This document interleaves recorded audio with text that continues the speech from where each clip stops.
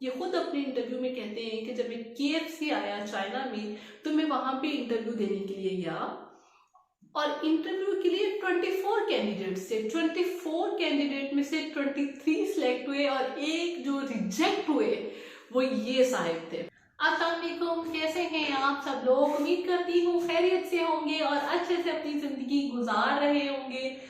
और मुझे ये बताएं कि सर्दी बिल्कुल आ चुकी है, मौसम बहुत अच्छा हो चुका हुआ है और हल्की हल्की अब ऐसा लग रहा है कि 3-4 दिनों के बाद जो है वो हीटर की जरूरत शुरू हो चुकी होगी।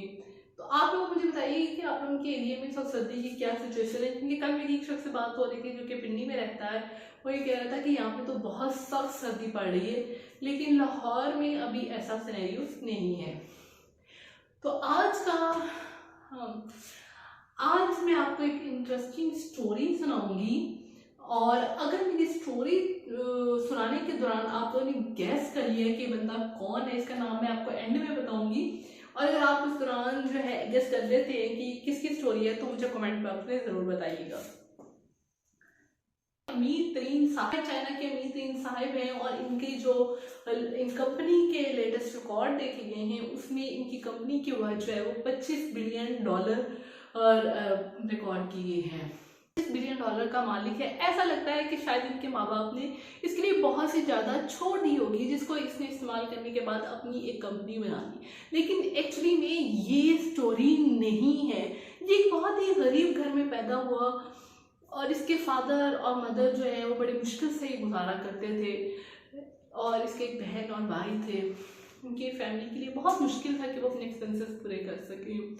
और ये साहिब जब स्कूल में पढ़ते थे, प्राइमरी स्कूल में, वहाँ पे 2 दफ़ा फेल हुए। जब सेकेंडरी स्कूल में गए वहाँ पे 3 दफ़ा फेल हुए और यूनिवर्सिटी में एडमिशन इनको 3 दफ़ा रिजेक्शन के बाद मिला। हार्वर्ड यूनिवर्सिटी में इन्होंने एडमिशन लेने की बहुत ट्राई की, लेकिन 10-20 दफ़ा लेटर लिखने के बाद भी वहाँ से इनको एक्सेप्टेंस नहीं मिल सकी।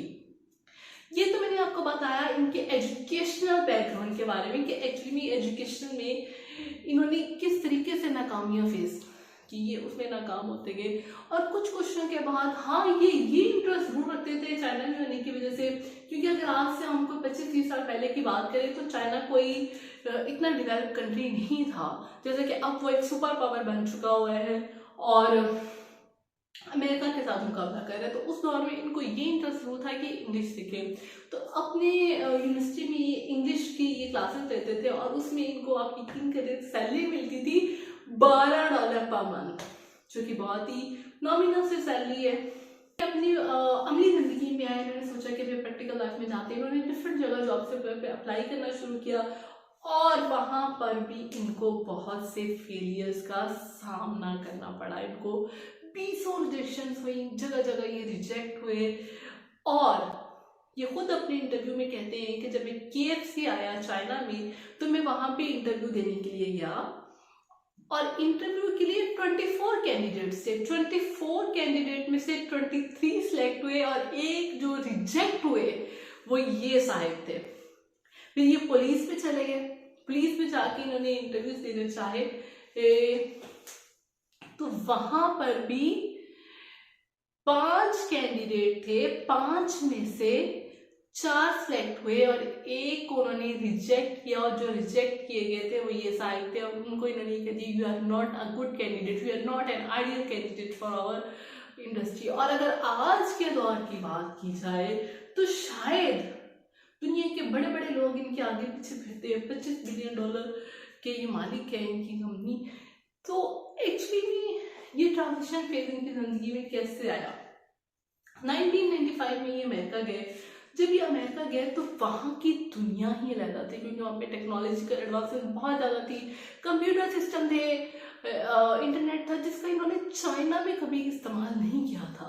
और वहाँ पे जाके कहते हैं कि जब मैंने बियर सर्च किया इंटरनेट में तो बियर्स के काफ़ी सारे सर्चेस, 17 सर्चेस सामने, लेकिन जब मैंने चाइना को लेकिन वो कहते हैं कि जब मैंने चाइना लिख के सर्च किया तो मुझे एक भी सर्च देखने को नहीं मिली और मुझे बहुत अफसोस हुआ कि मेरा मुल्क बहुत पीछे है। तो फिर ये साहिब कहते हैं कि मैंने ये सोच लिया था कि मैं अपने मुल्क पे जाके टेक्नोलॉजिकली अपनी कंट्री को आगे लेकर जाऊंगा। और इन्होंने आके अपने दोस्तों से बात करना शुरू कर दिया, अपने घर के अपार्टमेंट में बैठ के एक ऑनलाइन कंपनी की बुनियाद रखी और ऑनलाइन वेबसाइट की बुनियाद रखी, जो कि आज ईबे और अमेजोन से भी ज़्यादा बिजनेस कर रही है। और ये ऑनलाइन कंपनी कौन सी है? उनमें से बहुत से लोग इसको यूज़ करते हैं और बड़ा फ्रिक्वेंटली यूज़ करते हैं। इसका नाम है अलीबाबा। अलीबाबा के नाम से इन्होंने एक वो वेबसाइट स्टोर बनाया है जिसमें से लोग बहुत सी शॉपिंग करते हैं। आपको पता ही अलीबाबा का यूज़ कैसे होता है। तो अलीबाबा के जो फाउंडर थे वो हैं जैक मा साहिब।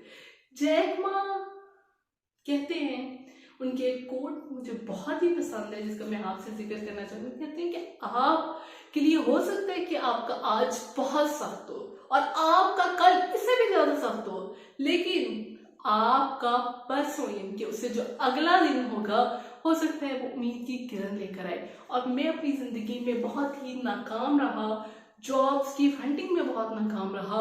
अपने एकेडमिकली कोई वो बहुत शाइनिंग स्टूडेंट नहीं थे, उन्होंने बहुत से फेलियर्स देखे, लेकिन फेलियर्स के साथ साथ उन्होंने पूरी दुनिया में अपना लोहा मनवाया।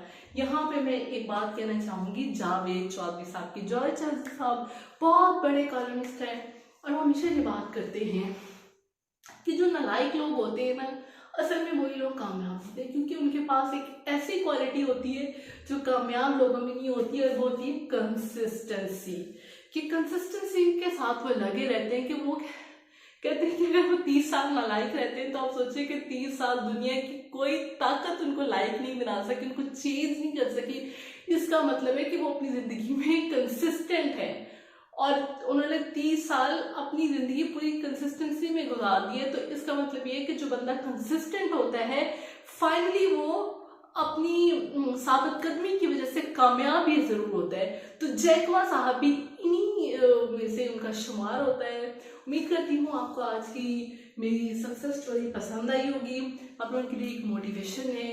बादू का तुम्हारी जिंदगी में बहुत से ऐसे फेजेस आते हैं जब हम नाकाम हो रहे होते हैं, ये नहीं कि एक दफ़ा पे दर पे आपको रिजेक्शंस मिल रही होती हैं, लेकिन अगर कोई रिजेक्शंस आ रही हैं तो बी पॉजिटिव। उन रिजेक्शंस में से अपने लिए पॉजिटिविटी तैयार करें। आप यकीन करें आपको कोई ना कोई रास्ता आपके लिए जरूर निकलेगा। और फिर बाद में बंदा सोचता है, और फिर जब आपके लिए रास्ता निकल आता है ना तो आप उसके बाद सोचते हैं कि यार मेरे लिए तो यही बेहतर था, मुझे इन चीज़ों की समझ ही नहीं आ सकी, मेरा वो रिजेक्शन मेरी एक्सेप्टेंस से बेहतर था। Thank you so much. Channel को सब्सक्राइब नहीं किया तो प्लीज सब्सक्राइब कर दें। Thank you so much. Allah Hafiz.